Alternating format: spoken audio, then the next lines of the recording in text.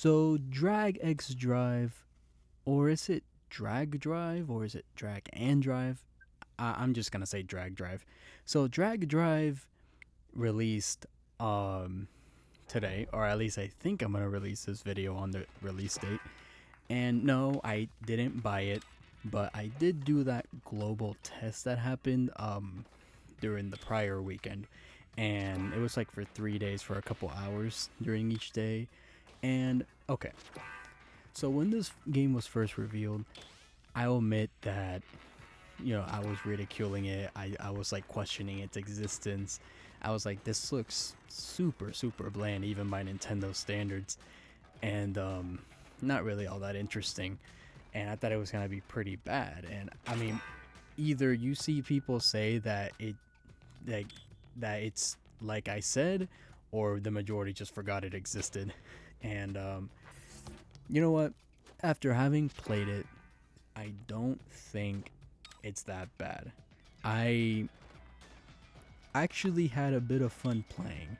So you first start doing like this little tutorial that shows you the ropes, and it's kind of cute. The motions, the controls are cute. The way you have to like do the motions like you're riding a wheelchair, and the mechanics themselves are actually a little more complex than I first thought. There's like a lot of tricks that you can learn, and the matches can be a bit of fun. But like, yeah, the one thing I was expecting would happen was it was gonna get tiring after a while to play, and it indeed did. Doing those motions, especially like if you're like playing on your lap or on a table, you have to be in this specific posture, moving your hands back and forth like that. It got tiring after I think I only did like 4 or 5 matches in total, and well, again, they were a bit of fun. I was actually surprised at how fun I was having. It's just such a tiring game to play, and it still is pretty shallow. Like, no, I'm not trying to say this is some kind of like hidden masterpiece of like gameplay. No. It's still pretty shallow. It's just not as bad as some of the people were making it out to be. And you know what? If this was like a fully priced game like ARMS was, and ARMS already has like a problem with content deficiency, like the mechanically it might be very fun to play, but there's just not really much to do. This game doesn't really have the price problem.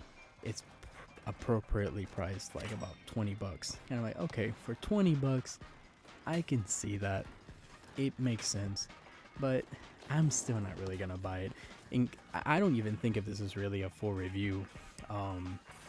Might be more like a reviewpressions, because I don't think I'm ever gonna do a follow-up on this game again. I played those 3 days in the global test, and I got my fill of it. It's a bit of fun, but like, it's still not really that good. I honestly don't really think this game is gonna survive past this year in terms of like discussions or like its lifespan. It's, I don't know. Like there are like different kinds of customizations you can make to your wheelchair and yourself. You can color it. You can like change the type of wheelchair you use or player, which kind of gives you different stats. And I'm like, oh, okay, that's a little interesting. I wasn't expecting that. But like I said before, there's a bunch of tricks that you can use and learn to like make the playing a little more varied, and kind of do some kind of trick shots and maneuvers and stuff, which is really neat. And there's a bunch of ways you can like interact while you wait for a game. There's like this little hub area park where you can like spectate. You can do like little mini games like a race. You can knock down bowling pins, roll around. It's cute, and you can interact with others and even like give them high fives and stuff. The interactivity between players is good. Like, as a multiplayer game for 20 bucks, it's fine. I think it does the job, but like, given that it's like a Nintendo game of all things, I would have expected a little more. But you know what? At least it's not 1-2 Switch. I would still give this game its praises 10 times over 1-2 Switch. And you know what? I think I like that they're doing these type of experimental stuff. They should do more of this, like they did Ring Fit Adventure. um, ARMS, Splatoon. Like, they've been doing a whole lot of these experimental titles the past several years, and I think they should keep doing it. And I think they were smart for pricing it $20, because otherwise, not even a single soul would have probably covered this game online. So, yeah, if you want to give it a try, I would say so, but don't count on that multiplayer really sticking for long, I gotta be honest. Other than that, it's fine.